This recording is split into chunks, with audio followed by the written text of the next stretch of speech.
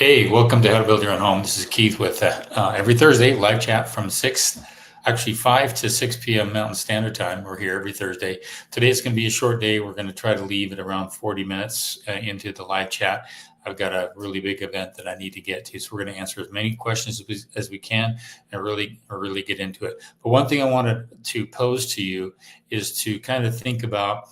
I often wonder why owner builders get into some really bad situations with hiring the wrong people. And it's really prevalent with owner builders. I've heard the story. Well, I hired this contractor, I hired this concrete guy. He walked off with my money, or he did it, but he didn't do it according to the plans. Some really bad nightmares. I'm going to kind of tell you why that's the case. If you've listened to my show for a long time, you know that I talk about quality, time, and cost. Okay. Quality, time, and cost. Now, why do I put cost very last? I put it last because if I put it first and I present myself that way, that's all I'm looking for, then subcontractors are going to tell me what I want to hear, and I will bypass quality and I will bypass the time to get something done. And when I ignore those two things, that's when owner builders get into really hot water. They're going after the cheapest, most affordable subcontractor they can get. And here's the caveat with that whole thing. When a subcontractor is giving you an estimate, giving you a bid they're going to do something on, and they're telling you how great they are, and yet they're the cheapest, that kind of is a red flag, because they're selling themselves, but not the quality that they do. Does that make sense? And so when you see somebody like I was had an interview with another gentleman yesterday, and he knows my subcontractor, one of them that I use for concrete. I have 3 deep on my list for concrete subcontractors. And he goes, "Oh, you use John?" I go, "Yeah." I go, "Boy, that guy's particular. He wants it done this way or no way." And meaning he's very conscientious and hyper conscientious about the quality that he does. And sometimes his bid is less than a lot of others.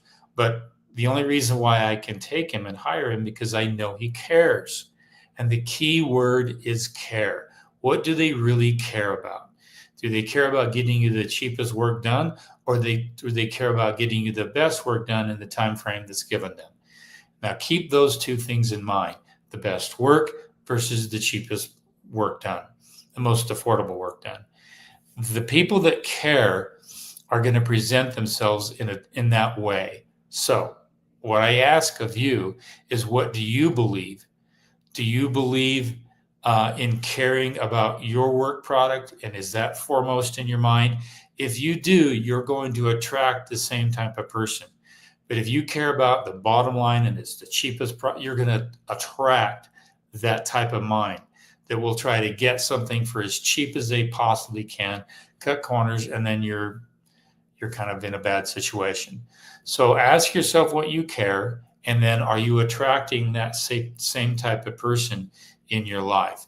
If you put quality at the top, and then you put time, and then you put cost there, you don't need to advertise it that way. You say, "I'm trying to get something within my budget, but I really want it done right."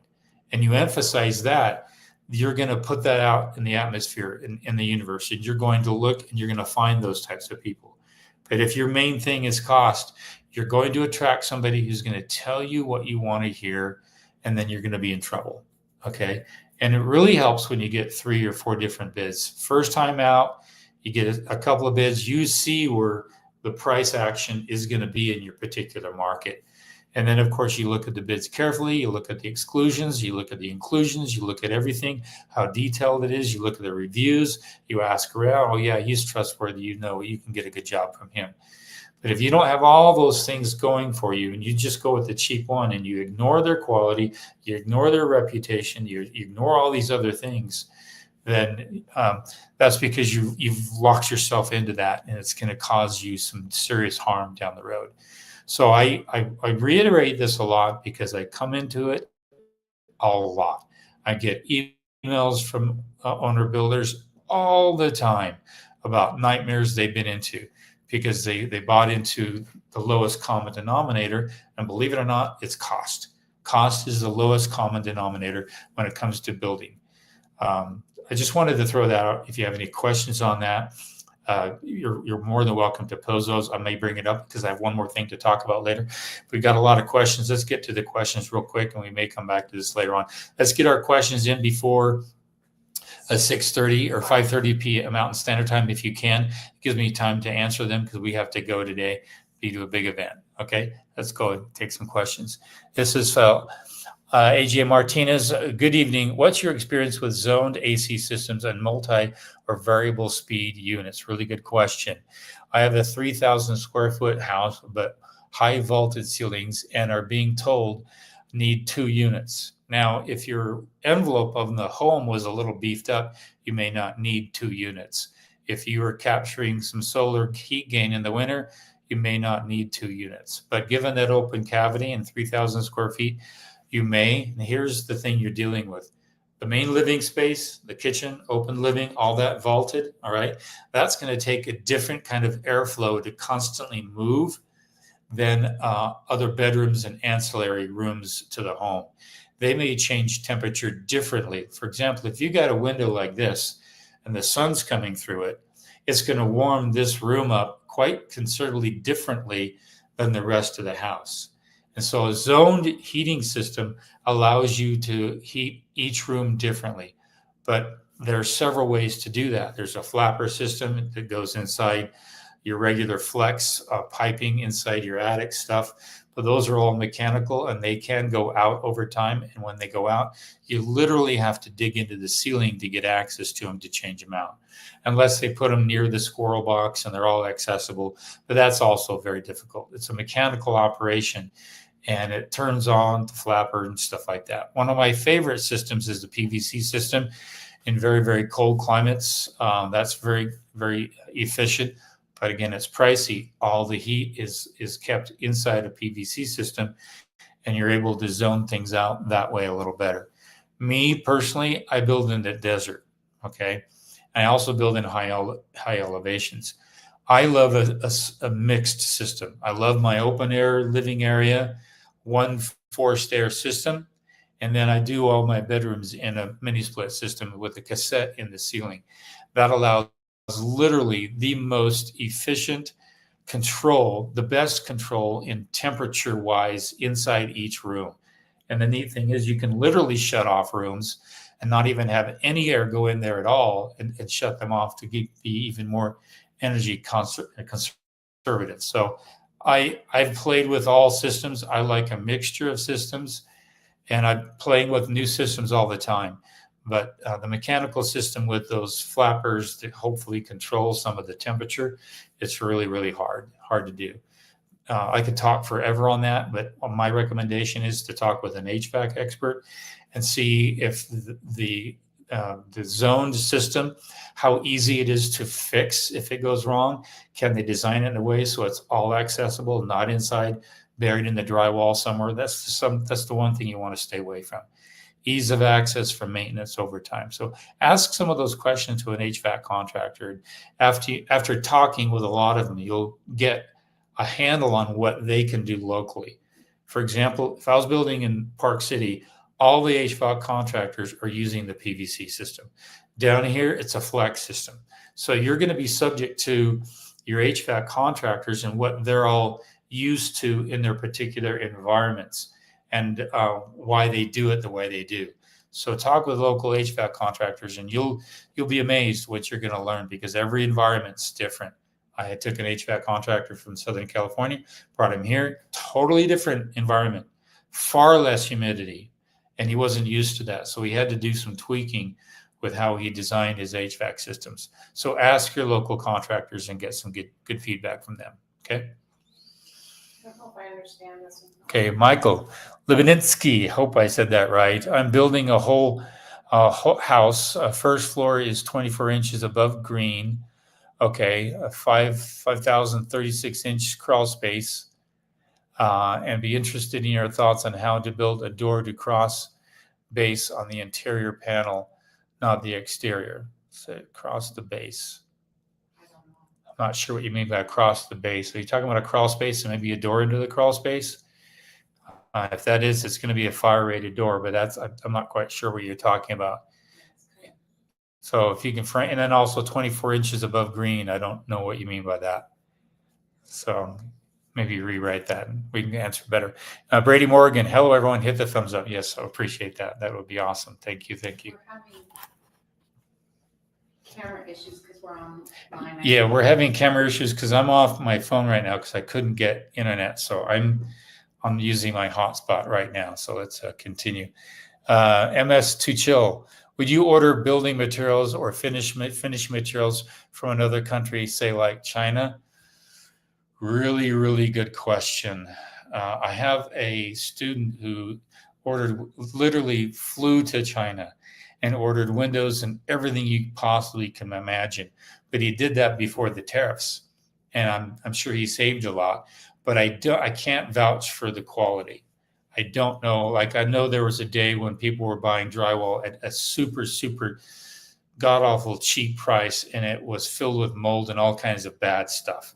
So you don't have any quality control over off-gassing of gases. You don't know what you're going to get.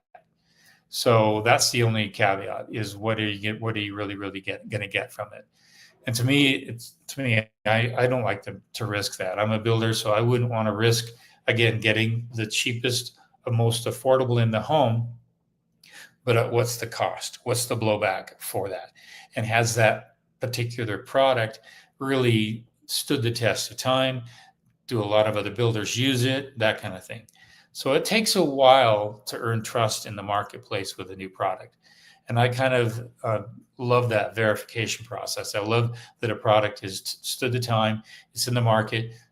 Maybe it doesn't have a wide, big adoption because of its price factor, but there is adoption and it's been around for a long time. So that's what I kind of test. And if the price is good, I'll go for it. Okay. There's a whole conversation about it here. Yeah. Kevin Tui, generally a steel bolt is a steel bolt. Yeah. Generally speaking. Yeah. All right.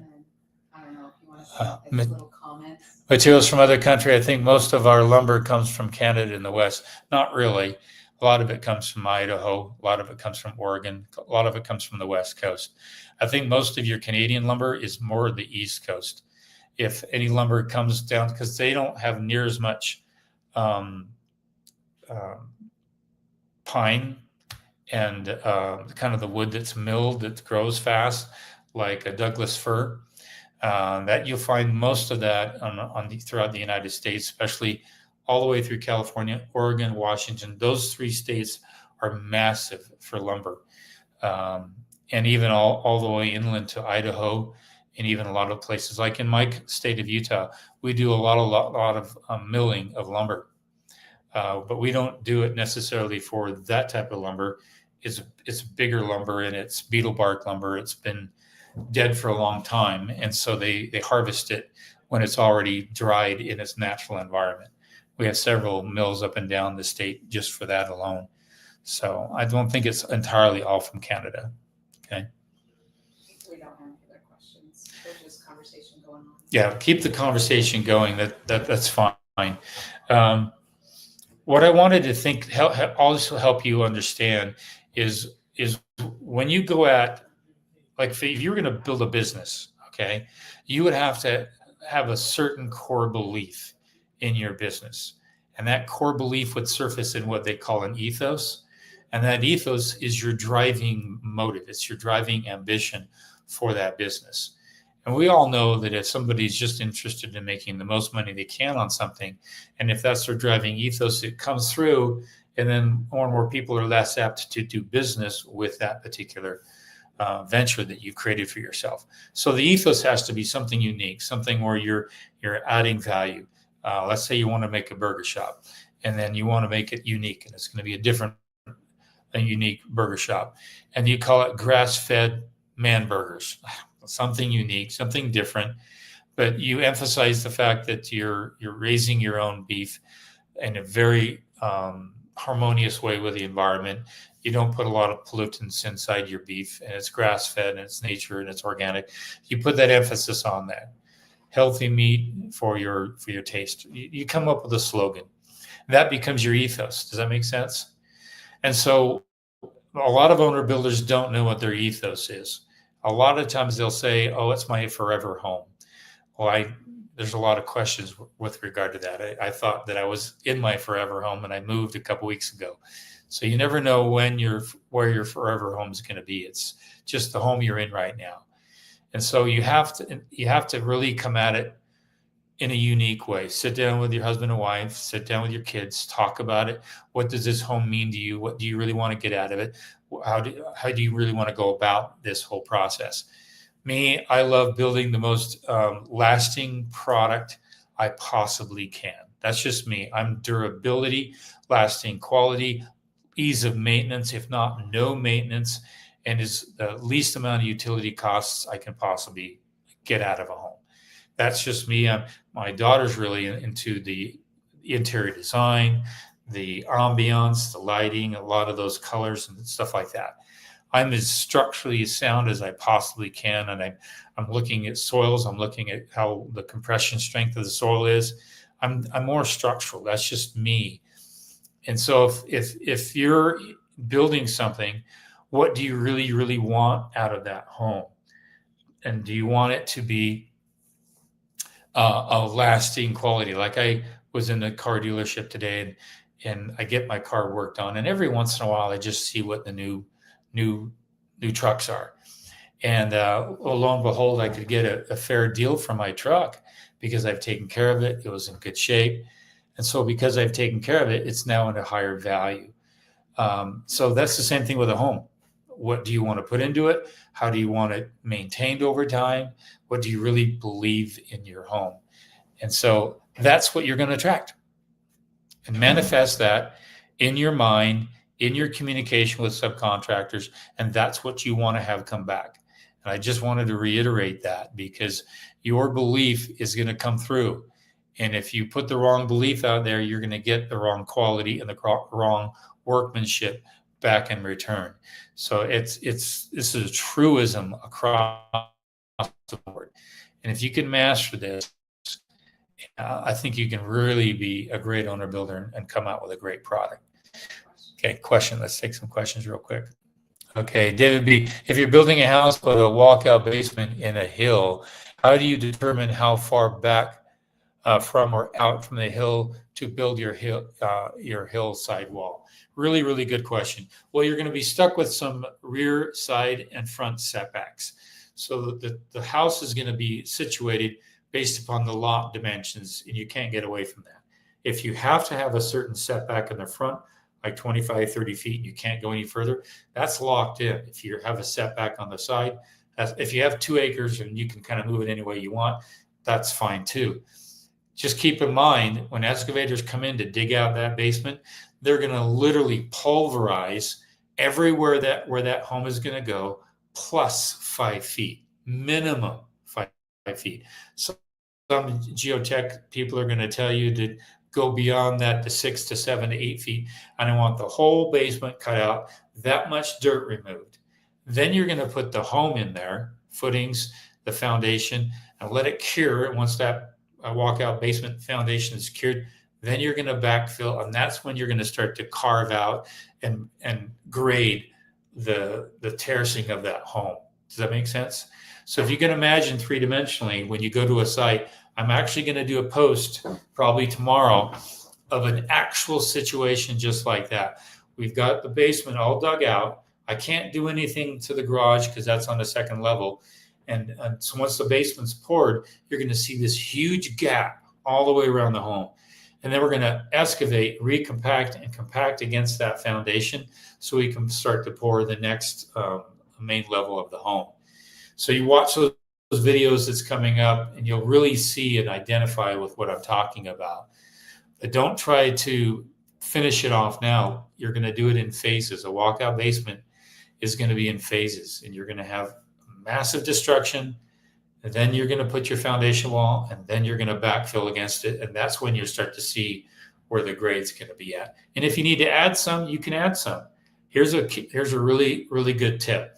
If you're doing a walkout basement and that basement's returning, just imagine that you could actually backfill against that 1 foot, 2 foot, 3 foot before it starts to get level to where the walkout basement's going to be.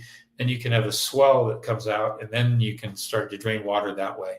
So you can bring up a lot of fill against that basement, more than you can imagine. And it's just how you visualize it. Okay. But keep those steps in mind, and make sure you watch the videos coming up. I'll be talking a lot about that. We're going through that very process right now. Okay, Kai-hun, when should the basement window wells be installed? After applying the waterproofing, but before the perimeter drains are put in? Anytime, really. I like to install them after the home's framed. So if your window installer is coming, depending upon how complex your home is, and you're not in too much of a hurry, and you feel like you might change your window elevation, or you might make a window a little bit bigger or a little bit smaller, that might happen. It might be best to have the window subcontractor bid everything on the plans, but then tell them to come and measure everything later to redo the bid, and then put a little padding in there if you feel like you're going to change things. Like I was talking with a client, and he was really, really worried because I went and spoke with a subcontractor, and the cabinet subcontractor brought up an idea about a window. And so they want to add a window, and they want to delete a window. That's changing everything. I told my client, I tell you what, we're not going to order windows until you are framed. So that way, as we're framing it, you can say, yeah, that's good there, but that one doesn't look good there. And we can make some tweaking if we need to. Have them come up and measure everything hard, get actual measurements, and then basements, everything, get it all measured and have it delivered. That might put you off 2, 3, 4 weeks or longer, depending upon the window manufacturer you select. So that's the key component. But during that time, you can have mechanical come in, plumbing, electrical, HVAC. They can all come in and do their thing. And then as soon as the windows arrive, they get those installed. That's going to be part of your framing inspection. Your framing inspection typically includes your windows installation. So you can get it all timed out just right. But if you got a complicated build, hold off on getting the windows, and they can come and measure them, and then they can install those later. Framers will typically install, if you ask them, the windows on the framed portion, but those windows in the basement, that's the manufacturer. They'll come and install those, and they're going to be a different window. They're not going to have a flange. They're just going to sit right inside the casement that's been designed for them. When the concrete subcontractor installed the wall system, he has a whole frame that he puts in there, and he locks it in place. And then when you pull the form, you see the frame, and the window fits right in there. Okay, good question though. Kathy Lewis, building in Central Florida, would prefer to have monoslab or stem wall? Really, really good question for Central Florida. Because of your humidity, I would go with a monoslab. I would not go with a stem wall.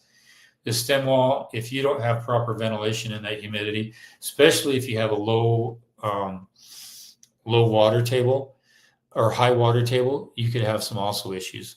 I very rarely recommend stem walls. The only stem wall that I like is in a frost protected area where you have a frost depth and you have heaving, and they require you to go down 32, 36 inches for frost depth anyway. I'll put that whole stem wall that deep into the ground, and I'll make sure it's backfilled with dirt, and then I'll pour a slab on top of that. But you don't need that in Florida. You don't have that frost depth. You barely have 10 to 18 inches at most of a footing. And so you can just do a mono slab over the whole thing. But talk with your subcontractor. I don't like to do a mono slab. I like to do a two-pour situation. I pour the footings, and I put in my rebar, and I put in some backer supports, let that cure. Then I come in and put my boards in, and I have a proper turn down. And I'm not going to have any blowout of. A lot of times when I've seen a whole monolithic pour, meaning that's when they pour the footings and the whole slab at the same time, I've seen some of the walls just it's really hard to support that much concrete. If they don't have it braced just right, you're going to see some imperfections in that whole system. I like to pour the slab second after the footing is poured. And I get a little more control over the perfect edge of that footing, and I can get it better square. That's just from my experience. So ask your subcontractor what they recommend. A lot of them want to do one pour, get it done, pull their forms, and be out of there. But that can tend to have some quality issues. So good question though.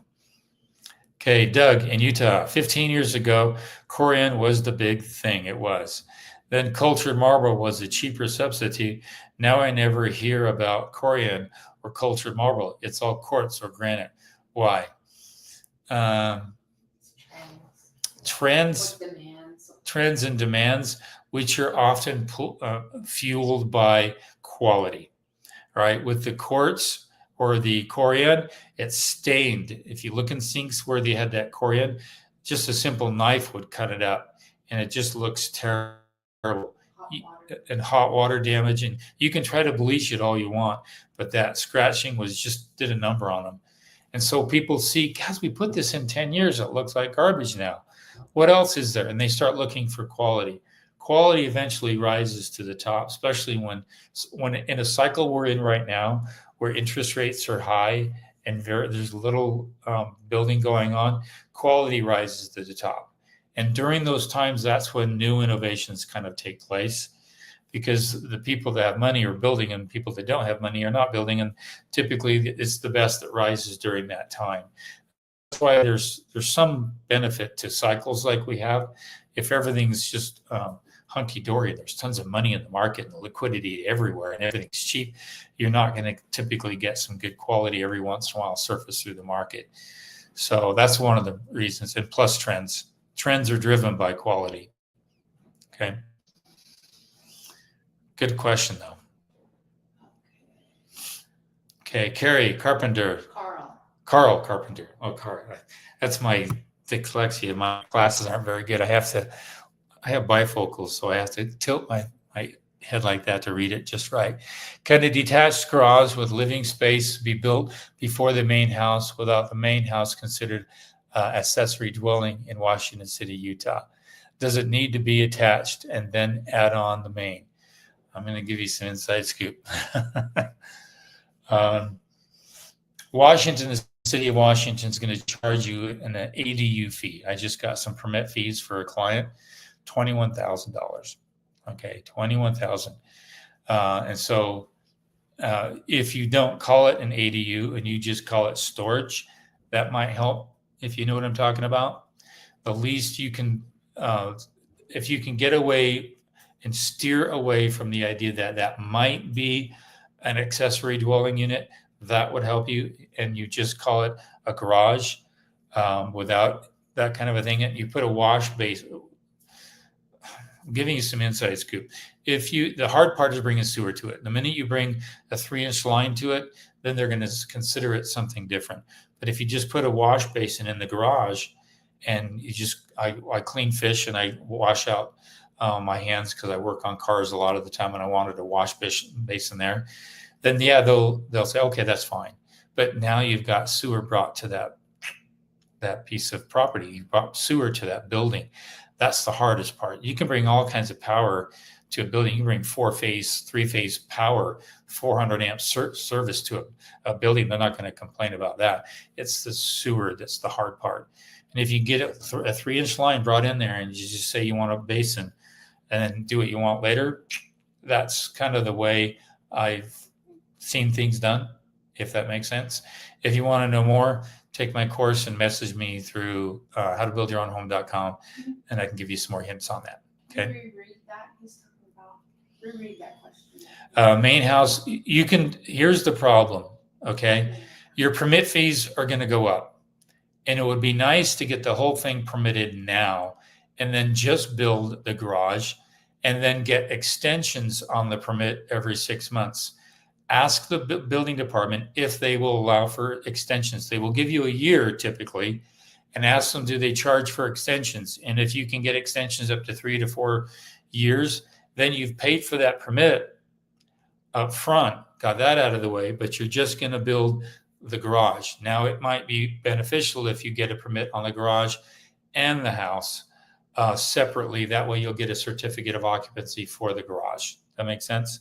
But if I can get the permits paid up front, they're going up nasty in our part of the world right now, really, really high. And it's not gonna be cheaper. It's Washington County, not Washington City. Washington City. No, county. Are they in Washington? They're in Washington County. They're city or county? County. Okay. County in Washington. County is different. That's going to be cheaper. That's going to be just a few $1,000s for a permit fee. But if this is in Washington, I'm sorry, it's my dyslexia again. I thought CNTY was city. I didn't read it. But county is fine. I know that department pretty well. They're really good to work with. Just tell them what you want to do, and they'll work with you on it. We just changed some new zoning policies that they're more favorable to an ADU, whereas other cities are making it more costly for an ADU. So just go into the building department and talk with them, and they're very helpful. They'll help you out. Okay. There's no more questions. Okay, we'll probably end there because I've got to get to a barbecue. One thing I want to leave with you all real quick is that you're building a home, but you're also building a community. So what you bring into the community is indicative of what you bring into the home. So if you're bringing into the community something of value, then you're going to bring into that home that same kind of atmosphere. And keep that in mind, because you really want to be a member of your community. People are building mostly because they want to be in a different community. Am I right? That's why most people are building, the owner builders, because they want to be in that part of the world. So keep that in mind. What you want to get out of the community is what you give to the community. And if you're giving to the community, you're wanting to hire the best you can and network and find the great people. Keep that in mind, and you will attract that to yourself. I can't begin to stress how important that is. It's very, very invaluable. So we'll be here again next week. Just go to howtobuildyourownhome.com. If you have any questions, message me through Contact the Instructor.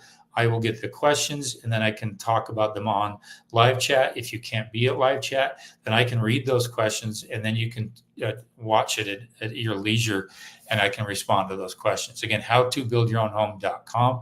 Go there. If you haven't taken the First Steps course, take that. It's going to really point you in the right direction. And I'll reiterate at the last module of that course, there's a coupon code for the self-managed course. So make sure you get that coupon code, use it. We've got the best program online for helping owner builders master building their own home without a general contractor. You'll save tens of thousands by doing it. Don't get scared. Take it a step at a time, and you will master this. And when it's all said and done, you'll have another side hustle. So again, we'll see you guys next Thursday from 5 to 6. I got a short day today. I got to run, and you guys take care. See you next week.